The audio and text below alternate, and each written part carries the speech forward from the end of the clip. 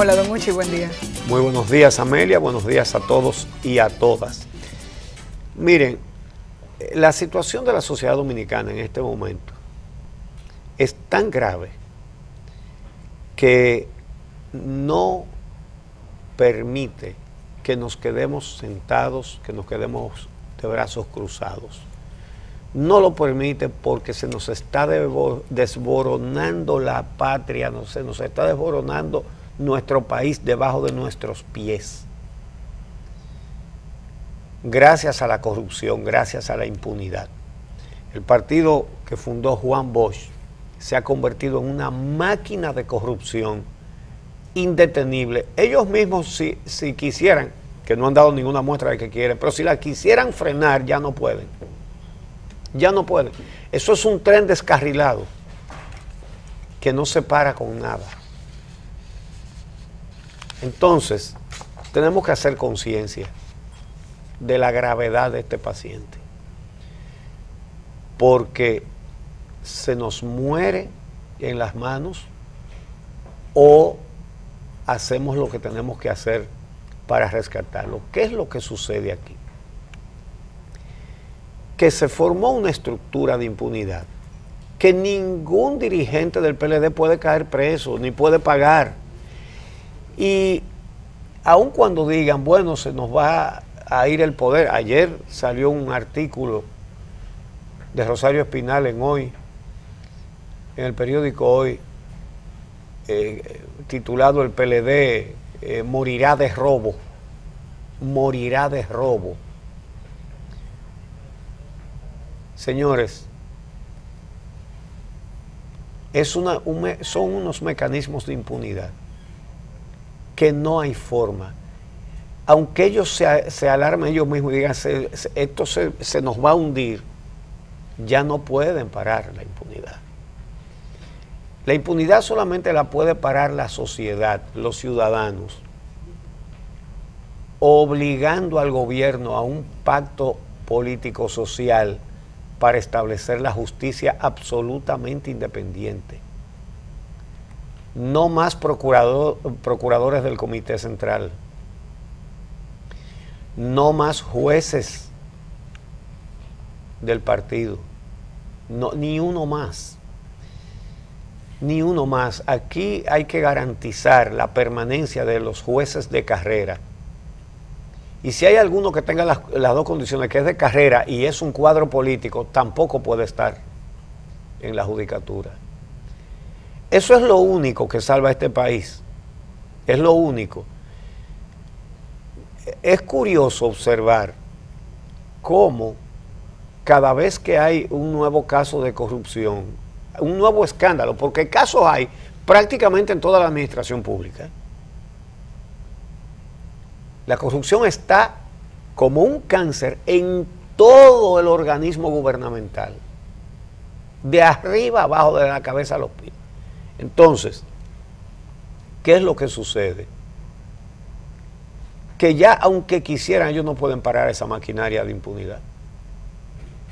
Por ejemplo, ayer vi en un noticiario de televisión que estaba entrevistando al desfile de dirigentes del partido que fue a ver al señor Rivas. Y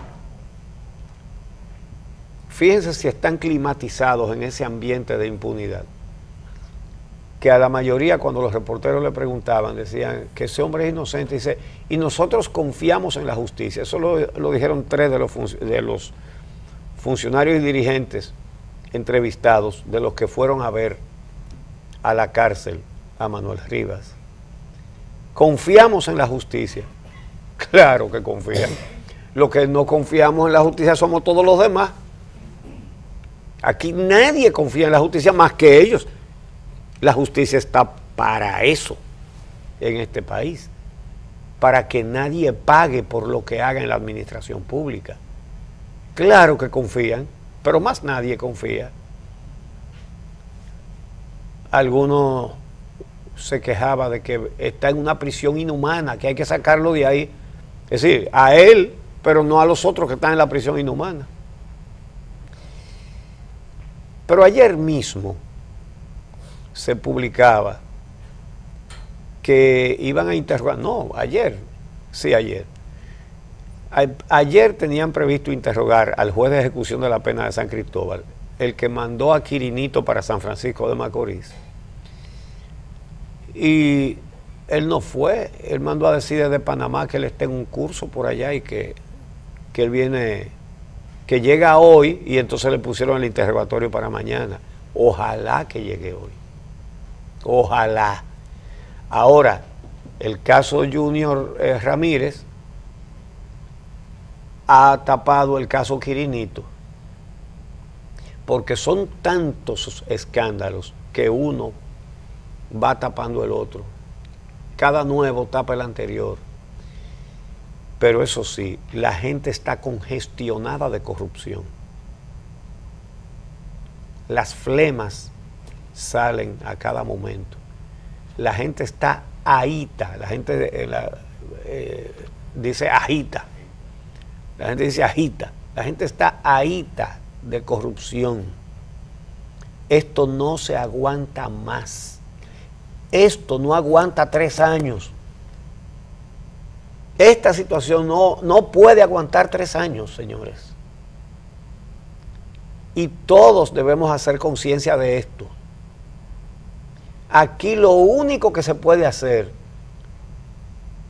es una concertación de todas las fuerzas sociales y políticas para cambiar la Constitución y establecer la justicia independiente, con prohibición absoluta de participación de cuadros políticos en organismos de justicia, lo cual abarca Suprema Corte, Procuraduría, Tribunal Superior Electoral, Junta Central Electoral, Tribunal Constitucional, Cámara de Cuentas.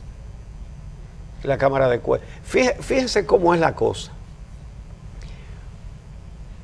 Un gobierno que no se atreve a auditar las obras de la Odebrecht, porque sabe perfectamente que va a encontrar las sobrevaluaciones.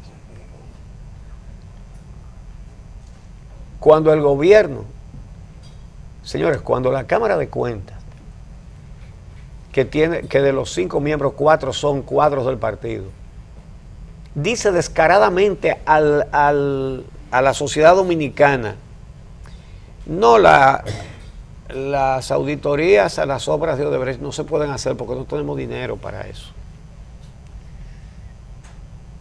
Señores, eso es llegar lejos.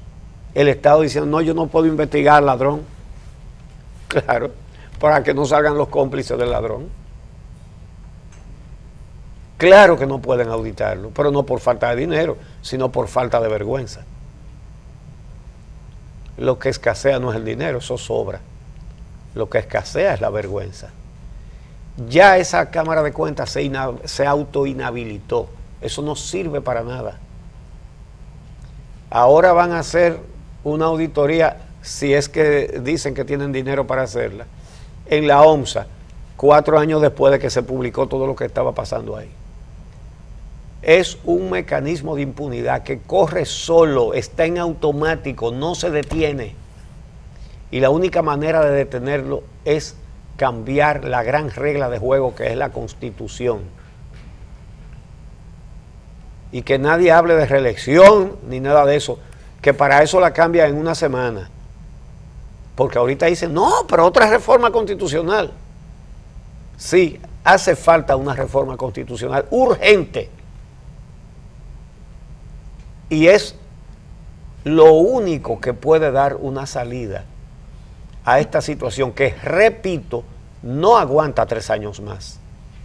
Y no estamos hablando de interrumpir periodos constitucionales, porque eso sería peor. Estamos hablando de interrumpir, de cortar los mecanismos de la impunidad. Hay que abolirlos. Uchi, para eso se necesita de voluntad política, no solamente del partido de gobierno, sino de todas las organizaciones políticas del país. Y estamos hablando de las mismas organizaciones que hoy en día tienen dificultades incluso para aprobar una ley de partidos que regule el uso de los recursos que se le facilitan desde el Estado.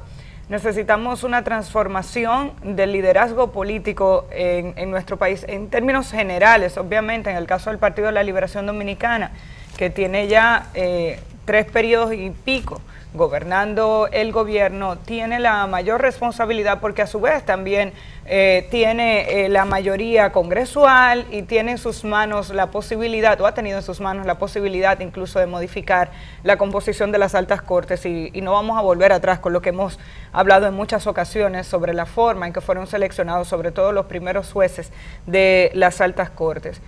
Con la destitución de funcionarios no basta.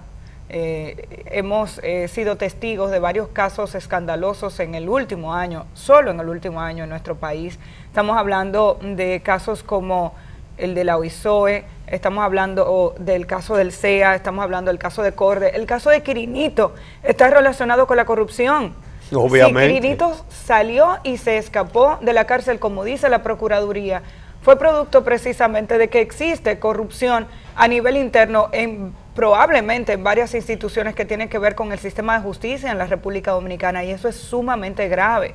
Y el caso de ahora, que hablamos de la OMSA, no está relacionado exclusivamente con esta administración. Usted decía que tal vez ahora hacen una auditoría rápida de la administración de Manuel Rivas en la OMSA, 4 años después de que un medio de comunicación publicara un informe relacionado con la manera en que se manejaba el presupuesto y las contrataciones que se hacían a empresas específicas que aparentemente incluso ganaban, eran contratadas sin ganar un concurso para reparar autobuses de la OMSA. Pero Javier mencionaba esta semana que la última auditoría que se le realizó a la OMSA es del año 2010, por lo menos la última que aparece en la página web de la Cámara de Cuentas. Ya en esa auditoría, que está relacionada con el periodo de Ignacio Ditren, llamaban la atención algunos datos relacionados con los millones que tenía en deuda esta institución, como de cerca de 700 u 800 autobuses que tenía disponibles, solo estaban en las calles 200 y pico, y el resto estaba en reparación, y una buena proporción de ellos estaba en talleres particulares. Y eso es importante porque habría que ver desde cuándo se está repitiendo la práctica de asignarle directamente la reconstrucción de estos autobuses a talleres particulares y bajo qué criterios se le ofrecía este contrato a empresas que hoy en día están siendo cuestionadas. También ha salido a relucir el tipo de información que Junior Ramírez aparentemente estaba solicitando a la OMSA, que estaba relacionada precisamente con los contratos de unas 5 o 6 empresas específicas que tenían garantizados los contratos para reparar los autobuses. Y estamos hablando de millones de pesos que se destinaban al pago de esos talleres que son particulares, cuando en realidad la OMSA se supone que tiene una estructura para ello. Todo eso se conoce desde hace mucho tiempo. De nada vale que haya una auditoría de la Cámara de Cuentas si después el Ministerio Público no evalúa esa auditoría, sobre todo cuando la Cámara de Cuentas entienda que hay irregularidades y no ejecute acciones. ¿Cuándo va a haber un resultado del caso del CEA? Por ejemplo, cuando el mismo actual director del CEA ha dicho que encontró una serie de irregularidades que espanta, que habla incluso de recuperación de terrenos que se le entregaron a militares, terrenos entregados a militares que están siendo recuperados al día de hoy, y cuando uno le pregunta al director del CEA si están haciendo un expediente con relación a este tipo de casos, te dice que eso es una función del Ministerio Público, y el Ministerio Público evidentemente no está en eso, está en la otra parte del caso, si es que está haciendo algo. Entonces, aquí lo que necesitamos es que la ciudadanía despierte, como lo ha estado haciendo en los últimos meses, más que nunca, con relación al tema de la corrupción y dando seguimiento a las marchas verdes, pero que la ciudadanía comience a exigir de una manera firme que esto cambie, porque de otra manera no lo va a hacer. Quien tiene poder no lo regala y no lo cede. Quien está cómodo, enriqueciéndose, viviendo tranquilo, comprando vuelos para irse de fin de semana fuera de República Dominicana, sin nadie que lo supervise y a sabiendas de que no tendrá consecuencia de la justicia, no va a cambiar esa estructura porque obviamente no le interesa. La única forma en que esto puede cambiar es si la ciudadanía comienza a exigir que esto cambie. Exactamente, porque de lo contrario, tú sabes lo que va a pasar, que muchos van a llegar a la conclusión de que no de que hay que dejar de robar, sino de que ni siquiera de que hay que dejar de matar, sino de que cuando se mate hay que hacerlo bien para evitar que las cosas queden tan a la vista como han quedado esta vez. Esto no tiene vuelta. Mira, el epicentro de este nuevo escándalo trágico es el transporte, la OMSA. Señores, el transporte en diferentes gobiernos se ha permitido que se desorganice, porque no es, lo que han hecho no es organizarlo, es desorganizarlo cada vez más y convertir eso en una mafia en sus diferentes expresiones.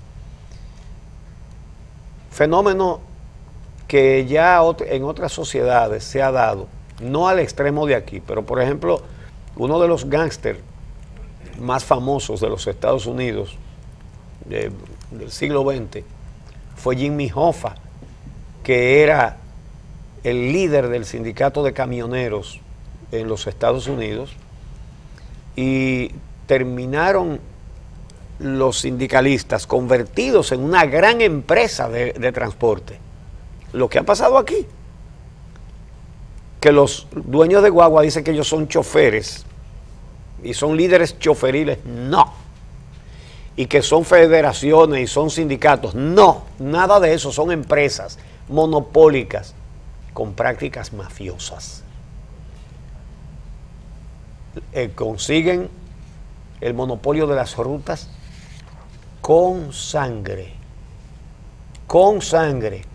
Entonces, en el caso de Jimmy Hoffa acabó desaparecido por la mafia. La mafia lo desapareció. Fue a un almuerzo con dos capos y jamás lo vieron, porque él tenía negocio con la mafia. Ahora, aquí, Renove, en el gobierno del PRD, un gran desfalco al Estado dominicano. Se hizo un sometimiento y no se sometió a todo el mundo. En ese mismo gobierno, en el del PRD, no se sometió a los principales o a algunos de los principales, los que vendieron las guaguas sin tener aquí repuestos ni nada, pero a los llamados dirigentes choferiles, es decir, a los empresarios, a los transportistas, a los guagüeros, sí, a eso los sometieron y fueron condenados. Y luego viene el gobierno del PLD. El presidente Fernández había dicho que la corrupción se llevaba más de 30.000 millones de pesos al año. Y lo primero que hizo fue indultar a los transportistas condenados por Renove. Los indultó. Pero no conforme con indultarlos, los nombró asesores del Poder Ejecutivo en materia de transporte, en la misma materia en la que habían desfalcado al Estado. Y todo eso ha pasado aquí, la sociedad durmiendo. Dormido todo el mundo. Y no se hace en cualquier país pasa una cosa así. Y no se habla de otra cosa. Eso no se puede hacer en otro país. Eso nada más se puede hacer aquí. Es decir, condenados, como dicen los abogados, con la autoridad de la cosa irrevocablemente juzgada, porque fueron hasta la Suprema Corte y los condenaron. Y entonces los indultan. Eso es en un gobierno del PRD que hacen los desfalcos, y los indultan en un gobierno del PLD, para que ustedes vean que es lo mismo, que son iguales. Bueno, estos fueron más lejos, porque además los nombraron asesores del Poder Ejecutivo en materia de transporte, a los condenados por robarle al gobierno en el transporte. Entonces, de ahí en adelante, las rutas se disputan a balazos. A balazos. Uno de los que hacen eso compró su libertad, no se la llegaron a dar porque se estalló el escándalo. A estos jueces que, como saben que están para proteger la corrupción, entonces no se limitan a la corrupción oficial, le venden sentencias a los otros criminales, a los asesinos. A ese le vendieron la libertad, 350,000 pesos. Baratísima, dicho sea de paso. 8 asesinatos. Estamos hablando de 8 asesinatos y una juez le vende la libertad. Y esa juez entonces le vende una sentencia a un narcotraficante internacional y condena al Estado a pagarle al narcotraficante. Y ahora corre el dinero de manera exagerada para la libertad de Quirinito. Lo murieron en la cárcel. Porque a los rateros de poca monta los matan en la calle. A los de alta monta, entonces los mueren en la cárcel. Pero su espíritu sale de la celda. Porque él le dice que un fantasma. Ahora en la cárcel no está. Pero en la tumba tampoco. Y esas cosas tan groseras ocurren día por día, caso por caso. Esa es la realidad. Y esto no aguanta más. Yo no veo de qué manera esta sociedad va a tener 3 años más con esto. Entonces, por lo menos hay que cambiar las reglas de juego, hay que cambiar los tribunales, hay que cambiar la estructuración de la impunidad. Eso hay que eliminarlo, eso hay que abolirlo. Y deberíamos todos salir a la calle tranquilitos, pero firmes, reclamando que nos devuelvan el país que nos han robado. Y reclamando que comiencen, aunque sea desde ahora, a cumplir con aquella premonición hoy tan fallida de Juan Bosch. Palabras de Juan Bosch. El pueblo dominicano sabe que si tomamos el poder, no habrá un solo PLDista que se enriquezca con los recursos del Estado. Si queda algo de vergüenza, eliminemos los mecanismos de la impunidad para comenzar a darle la razón a Juan Bosch.